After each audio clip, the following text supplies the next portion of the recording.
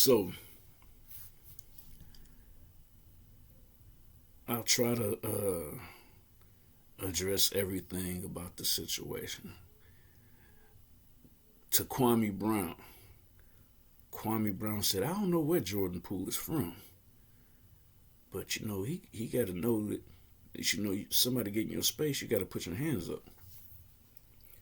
So Kwame, allow me to tell you, Jordan Poole is from Wisconsin, Milwaukee, Wisconsin to be specific, and we are a very rough and violent city. Um, I know Giannis gives you a very positive image of Milwaukee, but he is from Nigeria by way of Greece. I know Jeffrey Dahmer gives you a sick look at Milwaukee, but Milwaukee is definitely not a bunch of white men who chop up black men and put them in their refrigerator.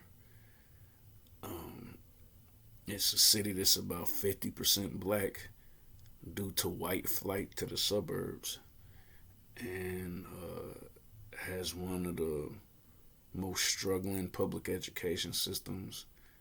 We have kids stealing cars almost every day and running red lights and crashing, killing themselves, killing other people just from the recklessness of them driving.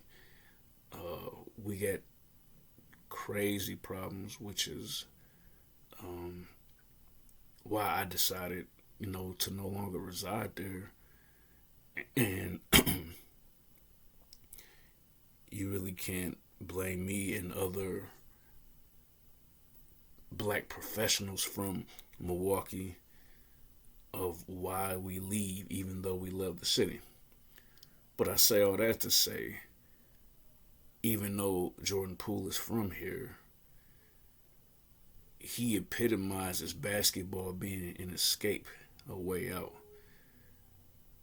So while some people still try to mix being street with playing ball, Jordan didn't do that. Jordan didn't even finish high school. He went to high school down the street from where I grew up, a school called Rufus King. He left Rufus King and went to one of the basketball factories. I can't remember if it was in Indiana or Phoenix, Arizona. You know how these kids do now. They always go to prep schools. They don't even finish high school at the school that they went to. Especially Milwaukee kids now. Kevon Looney was like the last star who actually did his time at a Milwaukee public high school. But Michael Foster, Jordan Poole, um, all of our kids now are leaving to go elsewhere. So you can't change that. But so that's the first thing. Where's Jordan Poole from? Second thing, for all you people that are saying that what Draymond did was not a sucker punch, you are absolutely wrong. You got to look at this in context. If you at a club and somebody's coming up to you to fight you and you don't know who that is, if they punch you, that's a sucker punch. If you're at work and somebody gets in your space, if you push them off of you, that is not you engaging them first. Y'all getting this twisted and mixed up because this is basketball and this is an NBA team. You got to look at this as their job, so look at it just like our regular jobs. I'm an educator. If another educator, adult, walks up to me, in a classroom in front of the kids, or even if no kids are in the room, and gets all up in my space where we like nose to nose, whether it's a male or a female, if we get nose to nose and and we don't have a relationship like that to be that close to my face, I got to get you out of my space. That's self-defense. That's not offense. And then if that person strikes me, you're doing something that could get you fired. Like I said, at a club, yeah, you can't fire somebody from their job for punch you at a club if you had a fight at a club or restaurant. But if we in the workplace together, bringing alcohol, bringing weapons, or striking your coworker, that's jail time. I'm talking about automatically. I'm talking about the police will be right there at the school building. And even if I lay the person out, if it can be verified that they came up into my space with the intent to harm me, that person is probably still going to either be fined, fired, or go to jail. So, yeah, so what Jordan Poole did was not the first strike. Especially because he didn't do it with a malicious intent. He did it with the intent of establishing space, a boundary.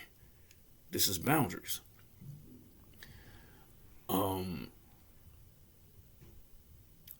Another thing about Draymond with this is that I heard that David West used to punk you. So it's interesting when you don't get somebody that's 2 inches taller than you. I think David West was 6'8", Draymond is 6'6". When you get somebody that's 2 inches taller than you, stronger than you, weighs about the same as you didn't want any problems with David West. I heard he used to check you. And I heard that when you was being super disrespectful in the finals against Cleveland, Tristan Thompson said, I'm going to see you. If I can't fight you out here on the court, I'm going to see you. And he found you at the club while you were standing with Drake and LeBron James. And I heard he smacked fire out your face. And you did nothing. Only thing you did was sign with the same agency as the dude that smacked you. Just like Tristan was signed with Clutch Sports and playing with LeBron, you signed with Clutch Sports a week after he slapped fire out your face.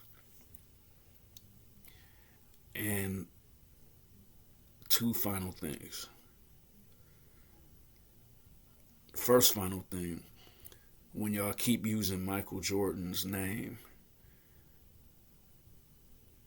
and comparing this, saying that we shouldn't be so hard on Draymond because Michael Jordan punched Steve Kerr.